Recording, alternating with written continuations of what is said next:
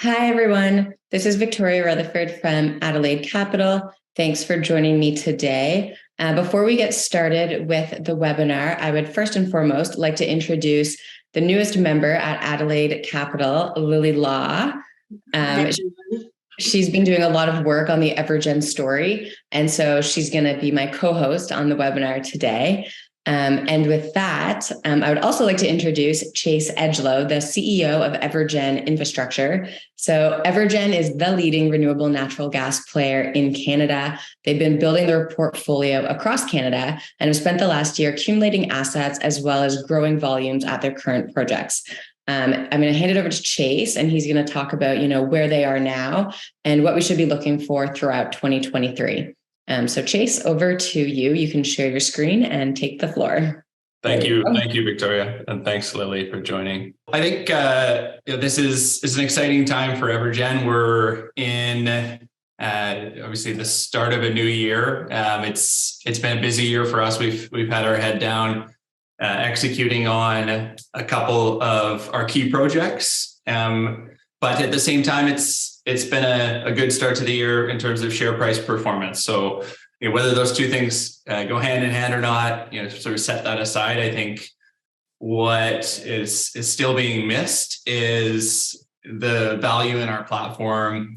What I mean by that is EverGen is a renewable natural gas infrastructure company. So we are one of the leading platforms with 4 projects that are currently generating revenue across Canada, 2 expansions under construction, and then 1 large, exciting greenfield project in Ontario that we'll talk about.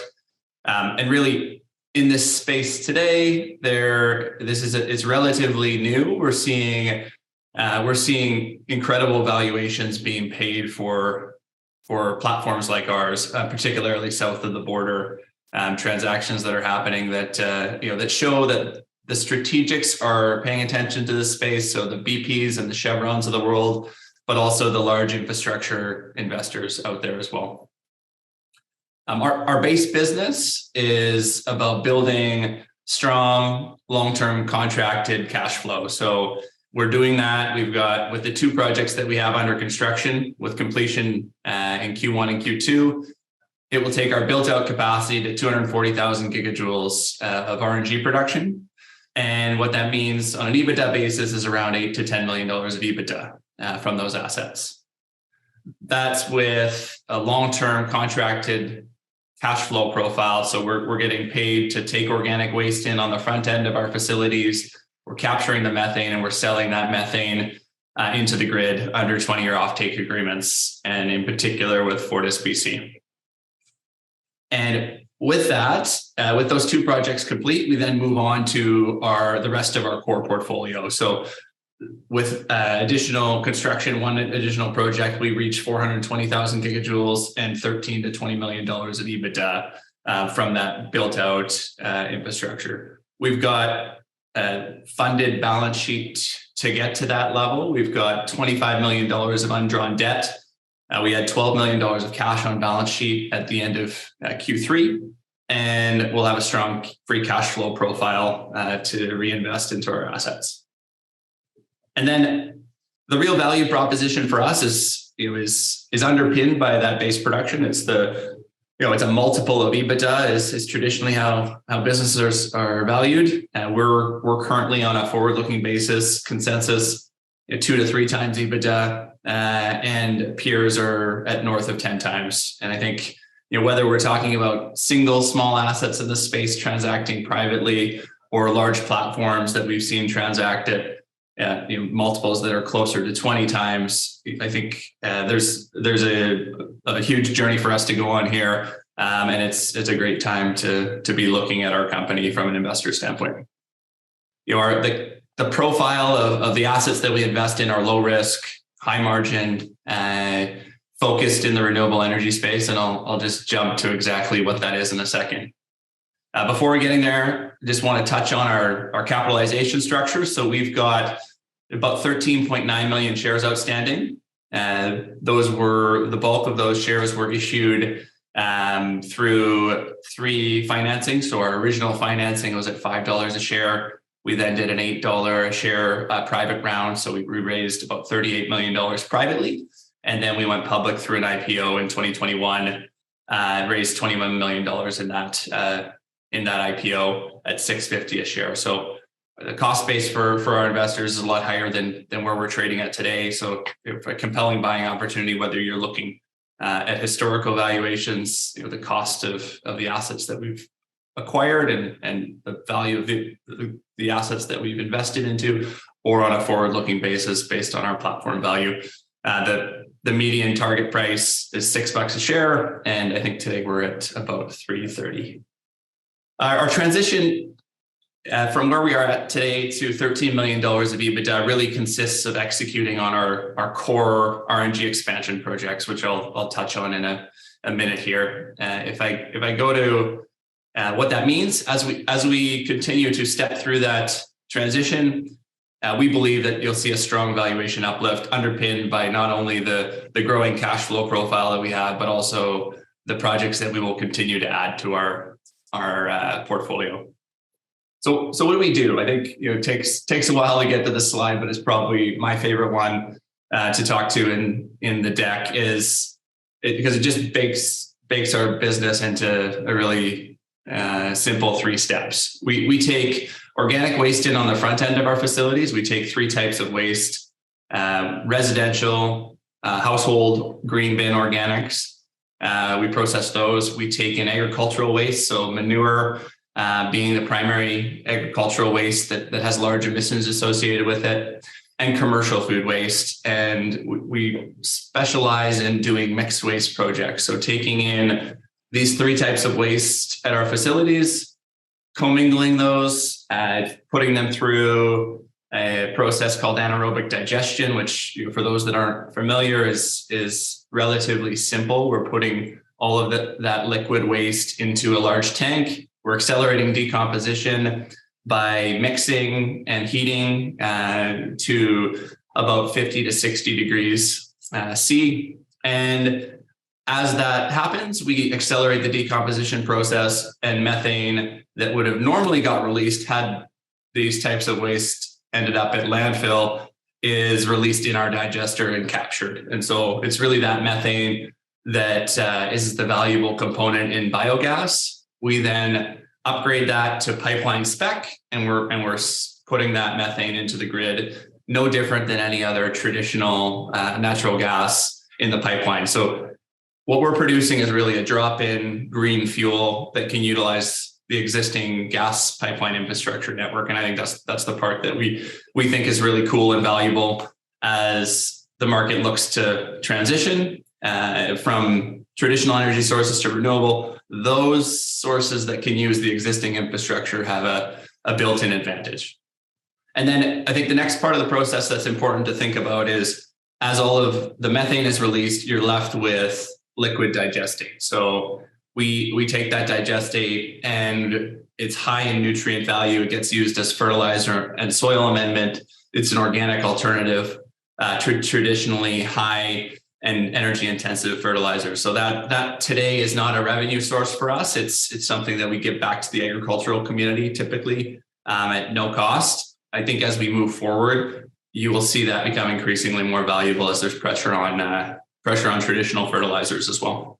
Where we're at today, as I mentioned before, we've got 4 facilities that are currently operating, generating revenue in BC and Alberta. And then we've got a large development project in Ontario, Project Radius. And we'll touch on these projects in the coming slides here. I won't spend time today of just flipping through Q3 financial results, but you can have a look at those if you want to go back into the presentation. Happy to answer any questions at the end as well if we have time. Wanted to get into the project. So when we talk about 4 operating assets, these are assets that have a variety of histories in terms of the length of operation. But what brings them all together is we are the primary owner and operator of these facilities, and we've acquired them and have plans to expand them. So we've taken what are our smaller regional projects, brought them under one umbrella with a vision to upgrade the infrastructure and really make a compelling waste to energy platform that has two key operating areas. So right now we've got the Vancouver area, which is serviced by Fraser Valley Biogas, NetZero Waste Abbotsford, and Sea to Sky Soils, which is just north of Whistler. And GrowTec, starting our expansion into Alberta, is located just east of Lethbridge in Chin, Alberta. So that's an area where there's a lot of organic waste between Lethbridge and Tabor, whether it's crop residuals or food production. There's a tremendous amount of feedstock there for these types of facilities. Just walking through the two projects that are under construction today, just for reference. Fraser Valley Biogas is currently under construction. We are expanding that facility to about 160,000 gigajoules per year. Traditionally, it's been producing about 80,000 gigajoules. And what is a gigajoule? It's a unit of gas, renewable natural gas in this case. And we typically see that the value in that gas, we would model somewhere between $25 and $30 a gigajoule on a long-term contracted basis. And if we were to sell that gas into the spot market, it's a lot higher than that. So I think if you take round numbers, you take $30 times 160,000 gigajoules, that's over $4.5 million of revenue just from gas sales at this facility as we step into higher production. And then we would, on top of that, have revenue from bringing in the waste on the front end. With all of that in mind, that as that facility comes on and as GrowTec, which is undergoing its own expansion, comes on stream in Q1 and Q2, we are expanding our built out EBITDA capacity to that $8 to $10 million level. Then as we move forward, it's the addition of NetZero Waste Abbotsford, where we've got an expansion project there to put an RNG project on top of an existing organics facility. That will take our RNG production up another 180,000 gigajoules per year and our built out EBITDA capacity to that $13 to $20 million level. And the difference between the top end and the bottom end of that range, we'll touch on in just a second here.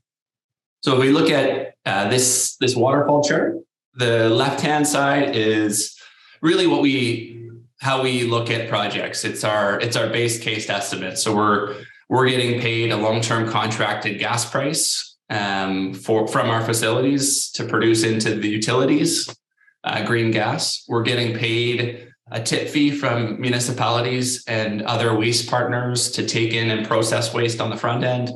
This is based on those contractual revenues with some risk applied. And assuming that we're operating the facility at below capacity. As we bump up towards the capacity of these facilities, that's where we're getting incremental renewable natural gas production upsides. That's the $2 to $4 million you see here, and incremental organics waste processing income as well. So that takes us from 13 to the high end, $20 million of EBITDA just from the existing facilities once they're fully expanded. And from a funding perspective, we are fully funded to deliver all of that within our current balance sheet. So we've got $12 million of cash as of the end of Q3. We had $6 million drawn on our debt facility, and we've got essentially $25 million of additional liquidity on our debt facility to deploy into these projects. And I think we'll come back and we'll talk about the development projects that we have in our pipeline. And in particular, Project Radius. But I think this is what keeps us excited and looking forward at where we can go beyond that $20 million EBITDA level. It's our project pipeline. So now that we've established a platform with a presence, operated assets, in a space where we're a first mover, we are continuing to build our pipeline and see some really interesting projects that are pre-development or not ready for construction. But that's exactly when we want to get involved in these projects, is when it's sitting with a farmer, if it's a farm-based project, company, if it's a corporate style project or a municipality, that's where we want to get involved, help them craft what will make a really successful economic project. And that's how we build our pipeline out. So continuing to add new projects is a real focus for us. Here, we talk about our near-term pipeline taking us to 2 million gigajoules per year, or what would be $50 to $60 million of RNG revenue. And really, we get there with a couple of projects in our broader pipeline. So advancing those projects from where they sit today to something that we can start talking about and announcing is a core focus. From a milestones perspective, this is probably where we'll cap it. I wanted to keep the presentation relatively short and leave time for questions. The difference between EverGen of a year ago and EverGen today is that we're a lot closer to catalysts. So we've started to come out with news and milestones that will continue here for the next quarter or 2 quarters as we move through our construction milestones on both GrowTec and Fraser Valley. We've announced the execution of our $31 million debt facility with Roynat, which is a subsidiary of Scotiabank, and Export Development Canada, EDC, and that provides the liquidity for our core projects. And then we've got other milestones upcoming, including the long-term offtake agreement that we're looking to sign at Fraser Valley Biogas for the expansion. So this is a facility that's been in production for 10 years for us. It's our flagship facility, and it was the very first renewable natural gas project in North America to produce green gas into the gas grid and produce to a utility. So it's coming off of a contract that was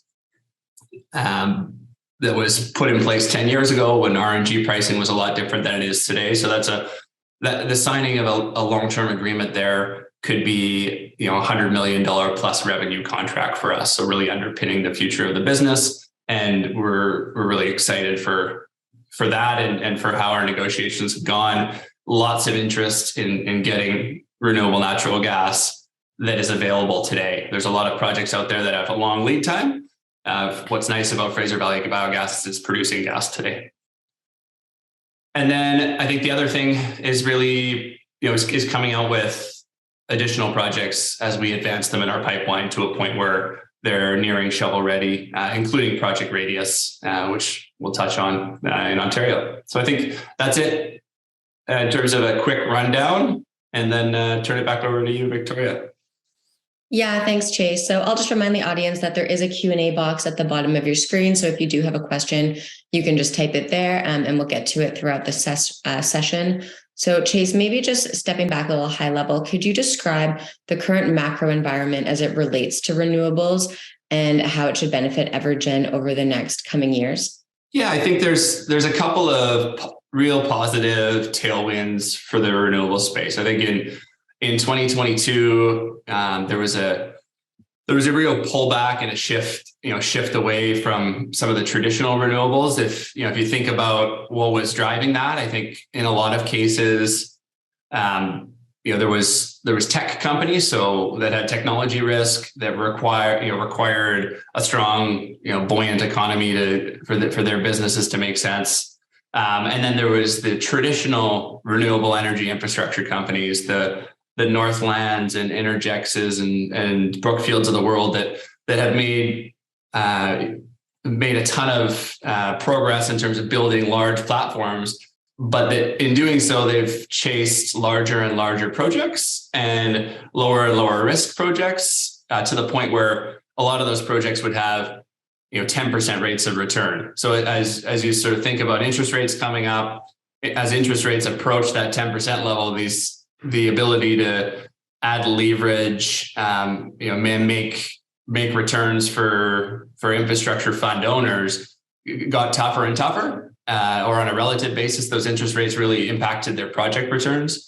And so I think that was another reason that you had some pullback last year. I think what's changed in 2023, certainly in the US with Biden signing the Inflation Reduction Act, that was a huge moment for the sector. It really really provided a lot of positive tailwinds to existing renewable companies, whether tech or infrastructure, and it's certainly making some projects look really interesting for us south of the border. And similarly in Canada, we've had the Clean Fuel Standard come out as well. These are just adding potential economic drivers to our projects that we didn't have before. So I don't think we would have changed our strategy with or without these incentives, but they do offer the added benefit of making projects more economic than they were before.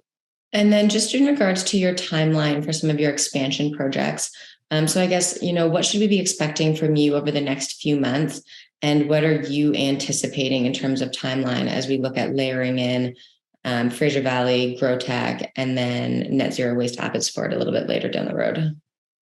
Yeah, so I think the first two that are under construction, GrowTec is the project that's further along. So we're in the midst of commissioning that project, and we'll expect to put our first gas into the Alberta gas grid, and we'll be selling gas under a long-term contract back to Fortis, BC. That's in the coming weeks. I think we're getting very close to talking about how that project's performing, and have been really pleased with the progress on the construction front on that project. It was for context for those that haven't followed us. The acquisition of GrowTec was something that we made in July last year. We closed, and we went immediately into constructing an upgrade to the facility to be able to produce renewable natural gas, versus historically they had burned the gas and made green power. The difference between selling renewable natural gas or selling green power is quite astronomical. On an order of 3 times as much value for selling it as renewable natural gas than you get for selling it as power into the Alberta market. So that all of those dynamics are constantly in flux. I think what would be really great about this facility is once we're up and running, we'll have the ability to produce power with our gas or produce RNG. And right now the RNG market is the one that's more lucrative.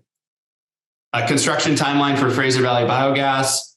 We're in the middle of construction there. We're just replacing some of the agitators in our existing digesters and working on our third digester there. That construction will be complete in Q2, and we'll start ramping up our gas production there. So I think those are the two near-term expansions that we have, and we'll drive the $8 to $10 million of built-out EBITDA capacity.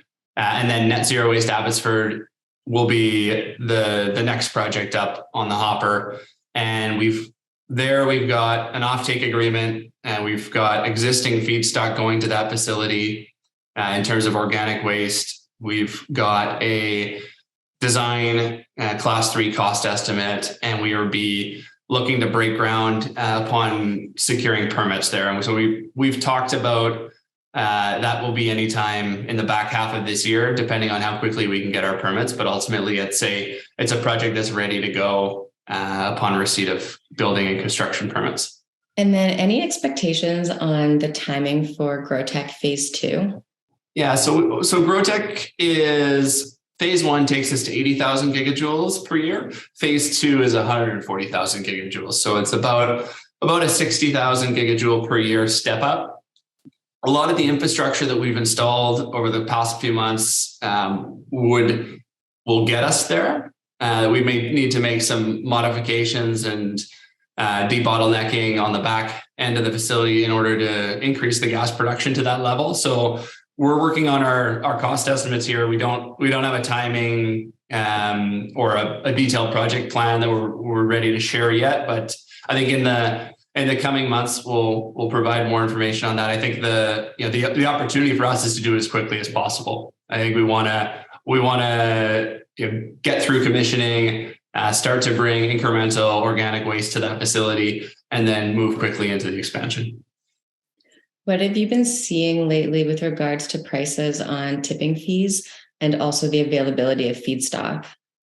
Yeah, it's a great question. I think The tipping fee market has historically been set by landfill gate fees. So if you think of what traditionally happened, all the organic waste went into one bin and went to a landfill, and that was how municipalities thought of how they need to get rid of those tonnages. Similar for businesses. And what's changed is, as there's been a mandate to have those organics put into an alternative facility where they're recycled, that infrastructure hasn't been built. So if we look at what does it cost to build that infrastructure versus a landfill, the cost to build the infrastructure to process organic waste in a way that also captures clean energy is really not, I wouldn't say multiples, but it's certainly higher than the landfill gate fee.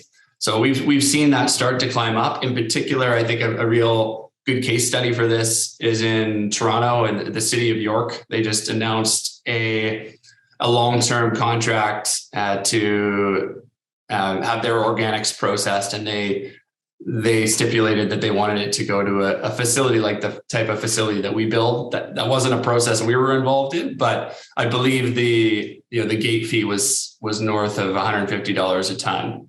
When we look at that tip fee, we see tip fees continuing to increase from where they were when we started out, $100 to $120, and continue to increase beyond that. And then I know that you guys are pretty busy with the pipeline of projects that you guys currently have, and you're working through your expansions. But where are you guys right now on the business development side, just in terms of looking at new assets and bringing new projects into the portfolio? Yeah, I think maybe just jump back to this, this slide. Where it's clear that we've got a couple of provinces that are not colored blue, and I think our focus has been on building our core assets around our projects in BC and Alberta, but certainly with Project Radius in Ontario, we're starting to look at a lot more projects in Eastern Canada. We've also been developing a couple of projects that we're working on and would expect to be able to talk about in the coming months in the other provinces. So I think when we think about project development, there's sort of three ways for us to add to our portfolio. One is acquiring interests in existing facilities and optimizing them. That's where there's value add for us in existing assets. Two is working with smaller developers where they may not have the RNG expertise. And I think as one of the only platforms in Canada with multi-jurisdictional, with multiple operational assets, that's a major reason why we're involved in Project Radius as an example. So smaller developers coming to us and allowing positive synergies in terms of us bringing capital and RNG expertise, and then bringing a project that they've brought from the 0 yard line to the 50 yard line, and it's taken them 2 years, and us being there for that final stretch and bringing a project into construction. And then the third bucket being projects that we've developed ourselves. So working directly with farm owners, working directly with municipalities, and working directly with commercial food processors and other entities that have organic waste that they need to deal with. And so on that third bucket, the project development cycle for these projects is 2 or 3 years. Fair to say that we've had a couple that we've been working on for that time frame, and those are getting close to a point where it's worth talking about and starting to forecast into our EBITDA growth. I guess as it relates to that, can we just talk about funding for a little bit? So obviously your debt facility closed last month, and that essentially funds your current projects. But what are your thoughts on financing for any of the additional projects that you guys are going to be bringing on or looking at? Yeah, I think if you add up our existing liquidity, so being cash plus our debt facility, what we would expect is that long term, as we bring projects on, we've always targeted about 50% leverage. When we're fully drawn on our Roynat facility, Roynat EDC facility, we'll be at $30 million of debt and we will have invested $60 million of equity. So it's 2/3 equity, 1/3 debt at that point. So I think as projects become cash flowing, and we've got that corporate cash flow to justify, we've got increased liquidity available to us. Then we've got the $20 million of grants that we've applied for that we would expect to be successful in. I think our estimate is we'll be successful with half of those, but we could very well be successful in 100% of what we've applied for. So that's another $10 million to reinvest into projects, and that's just living within our own means with existing funding sources. I think the reality is these projects, once they're shovel ready, so Project Radius as an example, we'd expect to attract a project level partner. So whether it's debt or equity or a combination, with a project of that scale, we would look to bring in capital that's non-dilutive, have our interest carried in the project, and retain operatorship. So that, Project Radius is a case study for that. The reality is we've got $200 million plus of other projects in our pipeline that we could fund the same way and continue to build our EBITDA without raising additional capital. You touched on grant funding. So what would the timing look like on finding out about some of these grants? So it is a I don't want to say painful, but it's a painful process. It takes a lot of TLC to start off with an application and wait the one or 2 years sometimes to hear back. Other programs are a lot quicker. So, it just depends on the history and the administration of the program, but and number of applicants as well. But we've applied for some ages ago that we expect to be able to talk about here in the next quarter. So our next 3 months. And then there's new ones that we're applying for that we could hear back on as soon as Q2, Q3. So I think it'll be continuous for us when we look back at other projects in the RNG space that have been built in Canada and availability.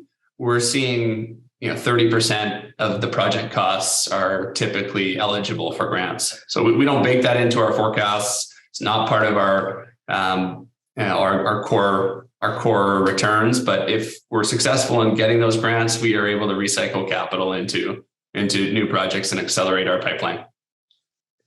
Okay, I'm going to pass the floor over to Lily for a little bit. I know that she had some questions for you too, Chase. So Lily, it's over to you. All right, thanks so much, Victoria. So Chase, you were talking about Project Radius for a little bit earlier. And I was just wondering if you provide us a little bit more of an update with it, specifically how significant it's going to be for EverGen's growth profile. What's your expected timing for phase 1? And if you could touch again, I know you're talking about funding, but if you could just recap the plans for funding with Project Radius, that would be great. Sure, thanks, Lily. I think I'll just jump to Project Radius here. So when we looked at investing in Project Radius, we looked at it as a $1.5 million initial investment. When we think of that, that's really capital that gets invested to advance engineering, and with a goal of reaching an FID or notice to proceed decision. And what the critical elements of an FID for us, a final investment decision, means that we've got an offtake agreement, we've got feedstock certainty, we've got cost certainty on the project, so a class 3 cost estimate, and we've got financing secured. So right now we're in the process of marketing this facility. So we're looking at attracting capital partners, both debt and or equity, into the project with our partner Northeast Renewables. We've ticked those boxes, so we're at the final stage, which is securing financing, and our estimation would be that we'll conclude that process before the end of Q2 or early Q3 at the tail end of that, and we would be retaining, ideally from our perspective, we're open to different offers, but ideally we're retaining operatorship and a carried working interest in the project. So there's no additional requirement to fund from our perspective. Although I think if the market conditions are right, there, it makes a lot of sense. We really like the project. We think it's got great long-term potential. The first phase alone is 550,000 gigajoules, which is equal to just a little bit more than our 3 projects in Western Canada. So it is a large scale project. When we look at it, it will be over the 3 phases. It will be north of $200 million of CapEx. And the opportunity is that this type of project hasn't been built before. We're taking in Canada, we're taking a concept and proven technology that is deployed just south of the border. There's a facility in the Midwest that is similar to what we're building, and we're going to be taking crop residuals, so something that is just it's a waste product that's left on fields in the form of corn stover and corn silage, and processing that into renewable natural gas, as well as processing manure at this facility. So it's got huge benefits to agriculture. We've done a lot of work on the project in the last 6 months, and we like it more than when we first made our investment. That's awesome. And we actually have one audience question again about Project Radius. So it's wondering if the tipping fees expected on Project Radius are in line with the pricing of those of core projects. So it's a little bit different in the sense that we're on our base. In our base case, we're not expecting to take commercial organics or residential organics at this facility. We're taking agricultural organics. So with that, you're not typically getting a tip fee, although it depends on the situation, depends on the exact type of waste. But if it's manure, as an example, we typically would take that into the facility at no cost, and we would return a superior product in digestate to the farmers to use in terms of soil amendment and nutrient recovery in the soil. So that's typically how the manure side works. And in this case, for the crop waste that we're taking in as well, that's something that we're sourcing, and it's essentially sourced at zero cost to the farmer. Okay, awesome. And then a follow-up question for that is the 180 to 200 mil CapEx cited previously for Project Radius. Is EverGen only going to be responsible for 50% of that? Yeah, so this again will depend on the outcome of our partnership search, but we would expect. So currently we've got a 50% interest, so we're responsible for 50% of that. We're jointly marketing our interests, so when we look at CapEx, we would expect that our any new partner that we bring into this, whether it's debt or equity, that's coming in at the project level. So we would kick in any residual CapEx needs where we wanted to retain more interest than an option where we were putting in no additional CapEx. From our perspective, the three potential outcomes are, one, we sell down a stake in the project for a cash payment. Two, we retain operatorship and a working interest in the project for carried CapEx, so we're not spending our additional CapEx. And three, some hybrid of the above. Okay, great. And then again, lastly, with Project Radius, what are the big next catalysts that we should all be watching out for? I think that the big one will be bringing in a partner. I think we can look for some of the things that we've done to de-risk the project, and things like receiving grant funding for some of the development spending that we've done at this project. That's something that we've worked on. The offtake agreements, the feedstock partnerships that we've had. I think we've talked about those, and whether there's a news release around any of those things, it'll depend on the timing. But certainly we're confident in the trajectory of the project, and I think whether all of that is subject to news or milestones, or we keep it all behind closed doors and then we're bringing in a partner, I think that that's it's up to us and our partner to sort of decide how much we can share about the project. But I think the real driver for us is going to be announcing that we're moving forward with the project with a partner. And again, that's expected towards the end of Q2, early Q3, I think would be the right timing to think about. All right. Thank you so much, Chase. Now we're just going to switch topics quickly. We're going to talk about the valuation of EverGen. So right now we're sitting at a 2 times EV to 2024 EBITDA multiple. I think it was on slide 5. So could you just quickly walk us through the valuation of it and then the uplift that you're expecting through this year? Yeah, I think it's really, the valuation. So valuation wise, I think we're looking at from an EBITDA perspective, that $8 to $10 million EBITDA going to $13 million of EBITDA.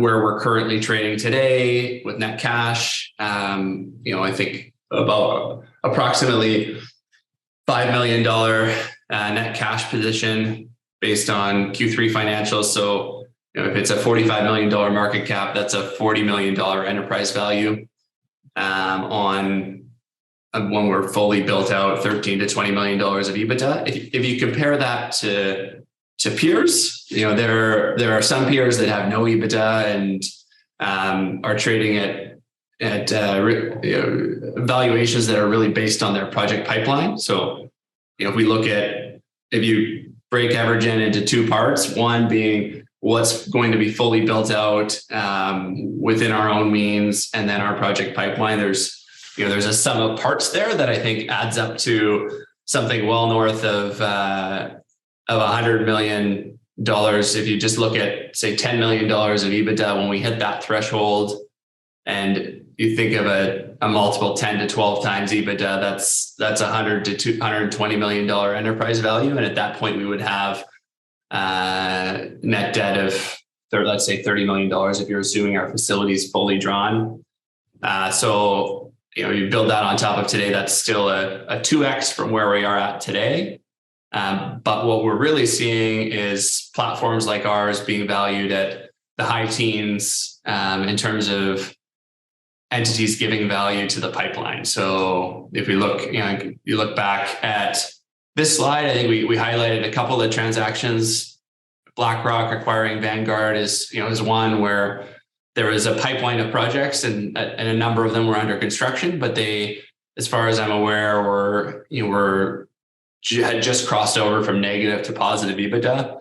And that was a $700 million transaction. So I think when we think about the sum of the parts and closing that gap, part of it is executing on existing projects and a natural multiple being applied to our existing EBITDA from our core portfolio. And the other piece is growing our pipeline. This is as much a land grab play at this current time in this space as 10 years ago in the wind and solar space. So that's front and center of our mind, and the reason that we'll be focused on bringing additional assets into the portfolio.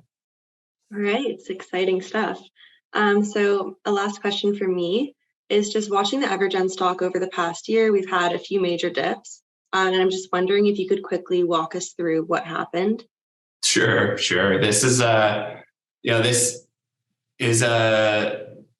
market where we've got relatively thin liquidity, or we've had that since our IPO. We raised in our 3 financings is $60 million of equity, and the cost base for our investors would have been between that $5 and $8 level for the most part. And for the most part, our investors are institutional investors that see what we're building, understand the platform approach, and see the relative valuations versus the US peers. And I think have thought of us as a stable investment. That said, we're a small cap stock, so our value gets benchmarked on the last traded price on any given day. And we've had two instances where we've had pressure on our share price, and part of the reason for that was we didn't have buying support for 1,000, 2,000 shares a day, and we traded down on low volume from March until May of last year. We had one seller, which was frustrating. We tried to cross a block of shares. We knew we had buyers, but we weren't able to get a hold of the seller in that period. They were selling anonymously and just liquidating their portfolio for whatever reason.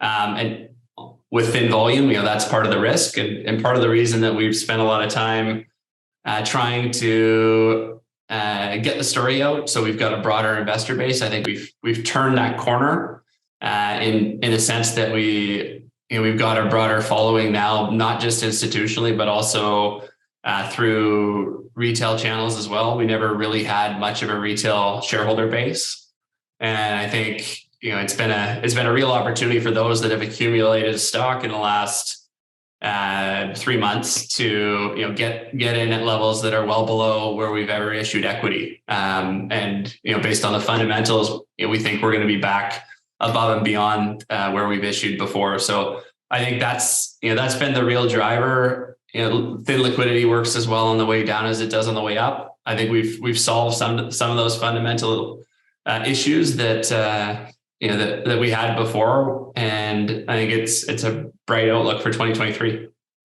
Yeah, I'm going to have to agree with you on that one. And I'm going to pass it back actually to Victoria to wrap it up with some more of the audience questions. Thanks so much. Yeah, thanks, Lily. Chase, I know we are coming up to the hour, so this might have to be your speed round as we try to get through some of these last questions for everyone. There were a few questions on just RNG pricing in general. So what are you seeing in terms of, long-term RNG pricing? And then also, is RNG pricing impacted by the pricing we're seeing in traditional natural gas at all?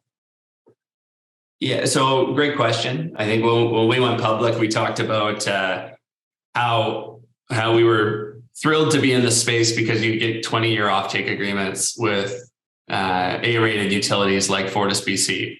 But FortisBC at the time was the gold standard, and our prediction was that based on what all of the other utilities were saying, there would be other buyers of RNG, and that's come true. Not just utilities that are hungry for green fuel, but strategic buyers that are looking at the renewable attributes associated with the gas that we produce.